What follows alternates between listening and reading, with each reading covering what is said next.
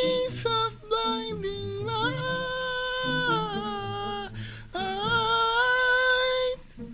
like memories in cold decay, transmissions echoing away.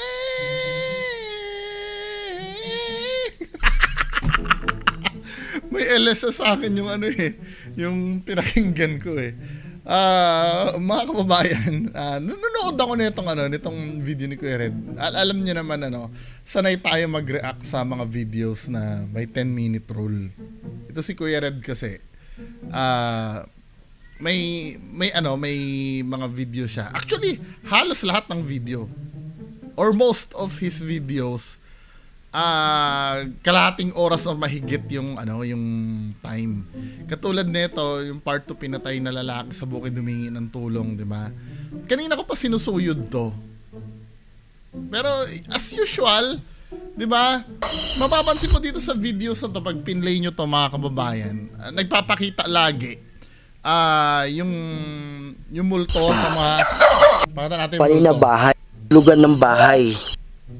Wow, tulugan. Wow! Sabi, So, anong meron sa silid tulugan? diba, napapansin mo dito, men. Sabi mo kanina bahay. Wow. Di ba, laging ang multo niya pagka nagpapakita, lagi nakatalikod. Di ba? Then, may sinasabi dito na yung nagiging magaling na si Kuya Red gumawa ng video eh. Di ba? Pero obviously, ako tatanong mo, peke to. Di ba? Hindi naman totoo, multo talaga yan eh. Kahit saan tayo makarating, hindi totoong multo yan. Mapapatunayan yung peke yan kapag pinakita ni Kuya Red yung mga raw video nung kinuha niya. Let's say halimbawa, yung raw footage kinuha niya, din ipapakita niya na walang trickery siyang ginagawa. Obviously kasi may trickery eh. 'Di ba? Na-establish naman natin na si Kuya Red namimeke talaga ng video. Ito yung mamaya may papakita ko sa inyo mamaya. 'Di ba? Paano ko nasabi na namimeke ng video at hindi totoo yung video niya?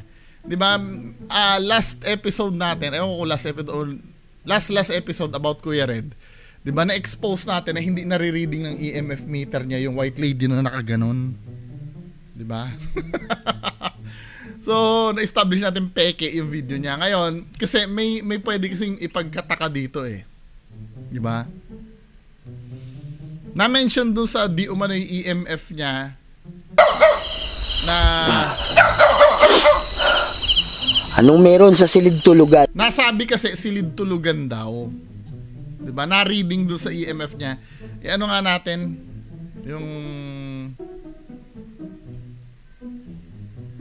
kasi ako, para sa akin, men, may na-reading na silid tulugan. Then, nakita doon sa kwarto, ewan ko silid tulugan talaga to. Nakita to si Kuya na multo, di umano. Nasa silid tulugan. Tandaan nyo, yung na-debunk na ni Dan Hill. Kasi ikaw mismo, pagka yung ghost tube mo fully paid, pwede kang mag-upload ng sarili mong words na nandoon. So contaminated na yung ghost tube na yan. Ito yung pagka titingnan nyo, natin kay Dan Hill, yung sinend sa screenshot ni Dan Hill. 'Di ba? Pwede ka mag-upload ng sarili mong words doon sa ghost tube app. So, it only means na kapag ginusto mo na may sabihin ng multo, pwede mo siyang pasabihin ng gusto mo. Halimbawa, mag-upload ka dito ng Pogi si Bungo. 'Di ba? Pwede lumabas yung kasi nga dito tinan mo. Sana ba 'yon? Yung nag-download kasi si Dan Hill niyan eh. Kilala niyo ba si Dan Hill? Ayan ito yung nakita do sa niya, dinownload niya. Nakalagay kasi dito, pag paid up yung gamit mo, expand the dictionary log to up to 50 words. So you can track your ghost dictionary results. Additional features include add your own words. Pwede ka maglagay ng sarili mong words. 'Di ba? Kung may gusto kang palabasin doon sa doon sa gustong sabihin ng multo, pwede ka mag-add. So debunk yan kung ano pa man yung, let's say maging accurate, sabihin nun, tulungan mo ko Kuya Red. 'Di ba? Pwede mong ilagay yun or tulungan mo ko bungo. 'Di ba? Pwede. Kasi nga dito sa app na GhostTube niya, pwede ka mag-add ng sarili mong words. So contaminated na tong application na to. Kaya hindi pwedeng maging reliable. 'Di ba? Tapos ito pa. May yung niya, yung mga nakakahalata na yung mga fans ni Kuya Red mismo. 'Di ba? Kung mapapanood natin to, 'di ba? Nabing ganun nung ni Beautiful. Ito supporter ni Kuya Red to. Nagbabasa kasi ako ng comments kung wala akong makitang lead dun sa mismong video. Sabi ni Miss Beautiful, hindi ako bashers at lalo mahirap magpuyat sa gabi para mayroon ma-videos, but sobra na itong panluloko nyo sa mga tao. The way Kuya Red act and the way he talk, it's like tatakutin niya ang mga viewers para maniwala ang viewers. 'Di ba? Ito nga na-appreciate naman ng ito rin yung madalas ko sabihin. 'Di ba? Yung ginagawa ni Kuya Red, madali ba 'yan? 'Di ba? Hindi naman madali 'yan, lalo na pag mag-edit ng video. Hirap kaya mag-edit ng video. Yun nga lang ginawa ko si Deadpool na nawawala, yung gagawa ko ng video na nawawala. Mahirap na 'yun, men. 'Di ba? Kaya lang syempre, wala naman sa hirap ng ginawa 'yan o sa pinagpuyatan mo kung panluloko yung ginagawa mo. Nanluloko ka talaga. Yan ang hindi naiintindihan ng mga fans ni Kuya Red. Porkit naghirap, kailangan purihin mo. 'Di ba? Katulad nung yung movie na hindi yung movie, yung teleserye na Darna. Kahit ba naghirap yung mga kailangan sabihin mo maganda na yung effects ng Darna kahit pinaghirapan ng porkit pinaghirapan nung gumagawa ng Darna. Pangit naman talaga yung effects ng Darna Yan ang hirap sa atin, kumbaga kapag alam mong nahihiya ka bilang Pinoy kasi, 'di ba, nahihiya ka porket naghirap yung tao sa isang bagay. Kailangan purihin mo, 'di ba? Kasi kahit ikaw, masama din naman sa kalooban mo na i-disappoint yung naghirap. Kung sasabihin mong mukhang peke yung ginawa niya or pangit yung ginawa niya, talaga naman pangit, talaga naman peke. 'Di ba? Tapos sasabihin pa ng mga bobo diyan, bakit ikaw ang gumawa noon kung kakayanin mo? Hindi ko kaya. 'Di ba? Pero alam kong peke. Kailangan ba kayanin ko 'yan para magkaroon ako ng karapatan na sabihin peke yung ginawa? 'Di ba? Wala na ba tayong sariling pag-uutak? O bakit yung mga Hollywood movies, kaya mo bang gawin na nawawasak yung building? Hindi mo kayang gawin, 'di ba? Pero alam mong peke. Yan ang sinasabi ko sa inyo Parang tila yata may parte ng utak nyo ang nawawala. 'Di ba? Pagka mga ganitong bagay, talagang peke. Huwag nyo na ilaban. 'Di ba? Yung mga fans ni Kuya Red, cracks are showing na 'Di ba? Hindi ko naman si Beautiful kailan ito si Gambit nanood sa akin to. Pero itong mismo nag-comment na to, hindi ko kilala ko sino to. 'Di ba? Si Beautiful. Sabi, hindi ako bashers lalo na mahirap magpuyat sa gabi para mayroong ma-video. But sobra na itong panluloko nyo sa mga tao. The way Kuya Red and the way he talk, it's like tatakutin niya ang mga viewers para maniwala ang viewers. But never ghost yan. Yung kasama ni Kuya Red, tumayo sa pinto, nakasombrero, nakachinelas, nakapantalon at naka-t-shirt, at nakatalikod at palipat-lipat. That's crazy fake.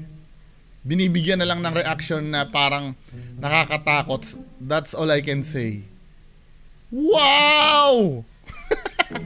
Pag nagpakita, wow! Bawat explore ni Kuya Red, naka-ready na ang ghost tao. Try mo mag-live, Kuya Red, tingnan natin kung mayroong magpapakitang ghost. Yes! Yes! Yung yung nawawala, yung nagte-teleport. Try mo mag-live. Nakakapag-live naman si Kuya Red to be honest, gusto namin makakita ng ano na nagte-teleport yung multo mo ng live. I'm sure hindi mo magagawa yun. Baka mamaya ang gawin ni Kuya Red mag-premiere. Iba yung premiere ha, titingnan nyo. Baka mamaya premiere lang. Yung katulad ng ginagawa ko na to, premiere to eh. Hindi to live ha. Hindi to live. Kasi akala nung iba, lalo na si Kyung's Adventure, pa-shoutout sa akin. Hindi ko mababasa yung comment mo kasi nga, hindi ito live. Diyan sa baba, baka mag-comment ako diyan, manonood ako ng sarili kong premiere. Hindi ito live. Baka mamaya ito yung gawin ni Kuya Red eh. 'Di ba? Baka mamaya ito yung gawin ni Kuya Red, hindi ito live. Uulit-ulitin ko hindi ito live. 'Di ba? I-live mo Kuya Red. Yung talagang live na live. Yung makikipag-interact ka sa tao. 'Di ba?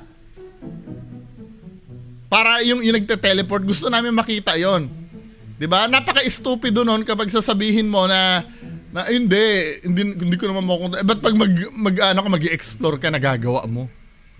Baka sabihin mo, hindi ko kasi makokontrol yun kung magpapakita multo, hindi. Di ba? That is bullshit. I-live mo. Hindi, malay mo magawa mo yan ng live. Malay mo, totoo pala talaga yung ginagawa mo. Mali ako. Di ba? Gusto naman makita natin. Tapos ito pa, si Ghost Hunter 101. Di ba? Sa oras na 1912. Mamaya na to. Nakita ko rin to eh. Di ba? May timestamp siyang binigay. 1912 to 1915. Makikita mo siyang nahagip sa camera at tumago sa likod ng banyo. 50-50 na ako sa'yo, Kuya Red. Diba? Alam mo, darating ang time, mahuhuli ka rin. Mahuhuli sa sobrang galing nila, kaya 88 humanda kayo. Actually, nahuli na nga kita eh. Ayaw mo lang talaga humarap sa akin para tuluyan ka na masunog. 88. Tinan mo si Kuya Rons, dumadating na yung time talaga na nahuli na si Kuya Rons na may lumalaklak dun sa ano. Todo tanggi pa rin. Todo sinungaling pa rin, di ba? Hindi papahuli ng buhay. Yung mga ghost hunter kasi pag nahuli, hindi magpapahuli ng buhay eh. Di ba? Sabi ko nun isa, naging comedy na yung content mo, Kuya Red. Sayang naman yung tiwala ng ibang tao sa'yo. Idol mo pa naman yung Ghost Adventures. Pero sila hindi. Yes, I do agree. Idol ko rin yung sila Zach Bagans. 'Di ba? Sinisiraan nga niyan ibang Ghost Hunter dati nag-live. Pa yan, pinariringgan sila. Yung pala siya rin manloloko din. Ayaw sa cannibal. Hindi cannibal po, kulto. Pero siya white lady yung spirit na nagpapakita tao, pero may padwende pa. Manloloko din pala. May multo bang dudumihan yung puwetan? Na ano to ni Quags, yung puwet daw. Ba't daw nagkaroon ng dumi yung puwet? Yung pantalon. 'Di ba? Kasi naupo si multo dun sa madumi. Ito, isa pang bugok to. 'Di ba? Obviously, hindi po siya edited. Pasensya na po. I analyzed the whole video. Nothing says na edited po siya. Let's watch and enjoy. Hindi daw edited.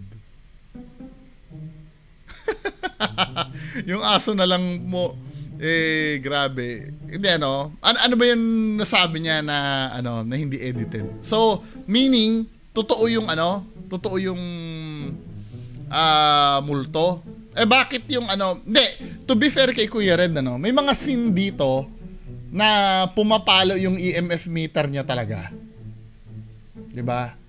Pumapalo yung EMF meter niya. Pero every time na ito mukhang siya mukhang na-trigger siya yata nung sinata natin yung white lady nung harap-harapan ng nagpapakita. Pumapalo yung EMF meter niya. Ito pumapalo namin, Mo impyerno, Satanas. Pero bakit bumababa? 'Di ba? Bakit bumababa yung EMF meter mo? Try ko nga minsan kung papalo yung EMF pag may magnet. Kasi 'di ba, milligauss ang sinusukat niyan. At may ghost tube pa ba ako dito? Ghost tube. Itong case ng tablet ko may to Oh, 'di ba? Debunk. 'Di ba? Baka mamaya kasi sabihin natin na Na, oy, totoo, bungo. Nakikita mo yung bungo? Pumapalo yung EMF meter niya. Tandaan nyo, ang EMF meter, ang meaning ng EMF, hoy, tanga! Tanga na sinasabi mong wala akong alam. Di ba, ang EMF meter, ito, electromagnetic field ang sinusukat nitong green. So, dahil nagpakita yung multo, pumapalo yung EMF meter, ano? Pumapalo yung EMF meter. So, ang pinapalabas dito ni Kuya Red ay, anong tawag dito? Ang pinapalabas ni Kuya Red dito, may multo kasi kaya pumapalo yung EMF meter. Diba? Pumapalo. Then may scenario dyan, men eh. May scenario dyan na nag-full tong ano niya eh. Nag-full itong bar. Diba? Ano ibig sabihin mo, impyerno? Diba? Ibig sabihin, ang powerful ng multo, ano? Pero bakit hindi nangyayari yan ng consistent? Kasi hindi naman umaalis yung multo dyan eh. Pero bakit bumababa yung EMF meter niya? Eh, nandyan yung multo. Dapat supposed to be, pag nandyan yung multo, consistent itong reading ng EMF mo. At bakit do sa asawa mo, asawa mo or yung white lady mo, dun sa isa, hindi pumalo ng ganyang kalakas yung EMF meter mo? Ako, kahit walang multo dito, kaya kong papaluin ng malakas tong EMF meter ko eh. 'Di ba? Ano yung trick para yung EMF meter? Ito kasing case ng tablet ko, may magnet to. 'Di ba? Ang sinusukat ng EMF meter, tandaan nyo, milligauss. Milligauss ang unit of measurement ng magnet. Ito yung EMF meter, 'di ba? Pag dinikitan mo ng magnet 'yan, ano ba 'yon? Pumapalo ng malakas yan, men. Yan o, magre-red pa nga eh pag tumama doon sa magnet. I therefore conclude na ito si Kuya Red may daladalang magnet to na dinidikit sa cellphone niya. May magnet tong case eh. Ayan o, pumapalo ng malakas, men o. Oh. Halos kalahati. Papupunuin ko ah. 'Di ba? May ano pa nga eh. Dahil kasi nga ang mini-measure ng EMF, electromagnetic field. 'Di ba? Ayan oh. May reading na lumalabas. Banda dito malakas kasi may magnet kasi ito eh. Itong case na to eh. 'Di ba? Kaya ang baseline ng natin, ganito lang kasi ang baseline ng EMF meter. Ganyan lang. Hindi ko gagalawin 'yan ha. Yan yung ghost tube ni tingnan natin yung ghost tube ni Kuya Red. O, di ba? Ganyan yan, ganyan ang baseline yan. Ngayon, dahil may magnet dito, ang mini-measure niya kasi electromagnetic field, tataas yan. Dali lang ha, kinakapa ko yung magnet eh. Ayan o, tumataas yan, min o. Halos kalahati. Pag na-hit ko yung magnet ko ng diretso, tataas mo lalo, magre-red to. Saan na ba yung magnet nito? Or nandito? Dito sa ibabaw. Ayan nga oh, nag-orange pa nga eh. Kasi nga may magnet dito sa case ng tablet. Diba? I therefore conclude, kung gustong ni Kuya Red na anuhin niya, hindi naman natin nakikita yung kamay ni Kuya Red eh. Diba? Kung multo nagkokos niyan at nasa harap mo na yung multo, dapat hindi bababa yan. Diba? Kinukulong ka ba niya dito? Eh, diba? Puntahan natin yung nahuli nung Kayo, wag mahina ang ulo. Alam ko matatalino naman eh. Nangyayari, nagiging na lang eh. Nagkakaroon na lang kayo ng cognitive dissonance eh. 'Di ba?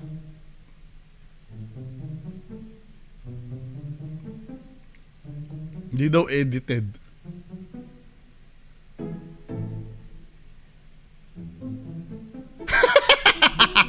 Sabi ni Jaden Smith, dapat bigyan ng pansin ng ating gobyerno mga ganitong tao na may problema sa pag-iisip. 'Di ba? Ito, sabi ni Jenny Lynn Shea, Kuya Red, sumikat ka na po sana, kaso bakit kailangan nyo po manloko ng tao? Okay na sana na naghahanap kayo ng multo, pero obvious na po kasi na scripted po, halos lahat ngayon ng content mo may lumilitaw na kaluluwa, di ba? Dadating ang time na may ano na talaga. Di ba? May makakahalata na. Pero taong-tao na. Napapanood ko nung natulog kayo nila Donsky sa abandonadong mansion. Kitang-kita yung image na puti lumapit kila Donsky. Pagkatapos pumunta sa ibang kasama nyo, maya-maya naghilik na yung isa. Di na magising, yun pala sumapi yung kaluluwa. Yun po ang totoong kaluluwa ng namatay. Hindi po ganyan na tao.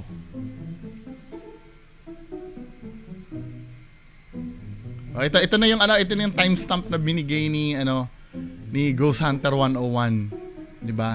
Dito nahuli niya eh. Nahuli si Kuya Red dito eh. 'Di ba? Habang nag-aano siya sa likod, ayun oh.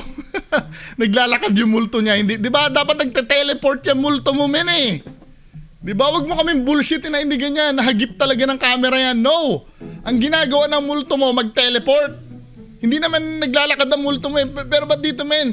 Bigla naglakad yung multo mo. 'Di ba? Naglakad yung multo mo, hindi mo napansin yung multo mo, 'di ba? Naglakad. Hindi natin alam eh. Sa tagal-tagal ng panahon. 'Di ba? Naglakad yung multo mo, kaya tuloy yung fan mo, 50-50 na sa'yo ngayon. Kuya Red, please lang, come clean na. 'Di ba? Nakakahiya na Kuya Red. Kahit anong ganito ha, let's say, dumating ang time na gumaling si Kuya Red sa paggawa ng peking multo. Yung talagang hindi na natin alam kung paano niya ginagawa. Darating naman ang time na yan eh. 'Di ba? Lahat naman ng bubudol nag-upgrade naman. 'Di ba? Tumataas din yung kalidad nila.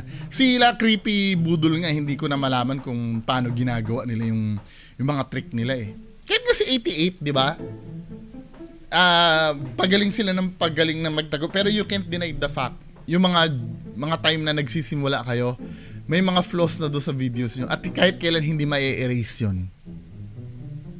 Di ba? Yung mga kaduda-dudang ginawa nyo sa mga videos nyo na nakaraan. Kasi kung talagang totoo kayo, from the very beginning, ano na yan eh. Yung mga videos nyo, undebunkable na yan eh. From the very beginning eh.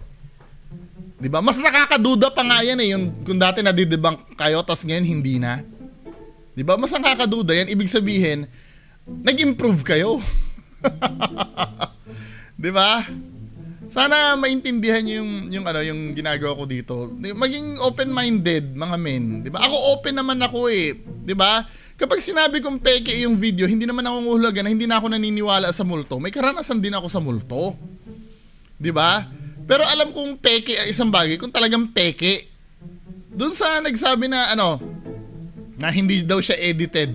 Inanalyze niya daw yung whole video, sabi nito ni sino man tong BMY Verinism na to. 'Di ba? Paano mo nasabi? 'Di ba? Sabi ba, yung alulong lang daw ng aso, hindi, to be fair sa inyong dalawa. Pwede mangyari na makakapture si Kuya Red ng totoong multo. Kahit si 88, di ba? Pwede pero I doubt na ganyang katagal. Maaring yung alulong ng aso sa background, malay mo multo talaga yon, pero hindi ito yung inaalulungan nun. Pwede, may possibility. 'Di ba? Pero yung mismong highlights ng video ni Kuya Red dito, I'm so sorry po. Fake po talaga. Fake. 'Di ba? Pa talaga itong ano na to. Tsaka napapansin nyo men, kung may sabi nung isa may third eye daw kung may third eye, hindi na mawiwindang si Kuya Red sa kaka-interpret ko mga words na pinapalabas dito sa taas, attic o parang si Maestro Ozzy lang yan eh, 'di ba? Pag hindi niya alam kung paano i-relate yung words na nababasa niya, hindi niya pinapansin. Or, nagsabi nito ay demonyo, pinaglalaroan lang tayo. Pero pag yung words na lumalabas ay pwede niyang i-relate dun sa multo na yung nagsalita nun. How'd you know? Na multo na yung nagsalita nun. Kasi pag hindi mo maintindihan yung words na lumalabas, ibang espiritu yun or demonyo yun eh. 'Di ba? Tapos ang sasabihin mo, may third eye daw, bukas daw ang third eye ni Kuya Red. Ba't nag-gadget pa siya? Kung kaya niya naman palang kausapin, bakit kapa siya ng kapa ng mga words na Ikaw ay lumalabas isang dito sa dito na lumalabas sa ghost tube niya. At hindi ikaw mismo yung demonyo. Kasi ako, ang pinunta ko Sabihin, dito. nasaan ka? 'Di ba? Anong ibig mo sabihin sa nasaan ka? 'Di ba? Ganyan lagi si Kuya, tanong siya ng tanong. Akala ko ba may third eye ito? Bakit tanong siya ng tanong doon sa mga words na lumalabas? Ikaw talaga. Titingnan natin kung anong meron sa banyo, mga idol. Totoo. Sabi niya banyo, di ba? Oh, banyo. Naglakad na doon yung yung multo mo kanina eh. Diba? O yan, totoo naman ang sinabi ngayon. Anong ibig mo sabihin totoo? Diba? Yan ang napapansin nyo. Yung mga words na lumalabas dyan, tanong siya ng tanong. Na kung tutusin kung may third eye ka, alam mo na agad ang meaning nun. Or dapat hindi ka na nagagaganyan. Alam mo na dapat kung nasaan yung multo. Diba? Pinipilit kasing magpaka-scientific ni Kuya Red na hindi na maswak. Diba?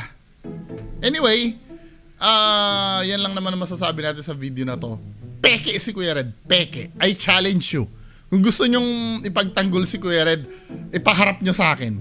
Or kayo ang humarap sa akin. Huwag daldal ng daldal sa comment section. Yun lang po. Maraming salamat. Bye-bye.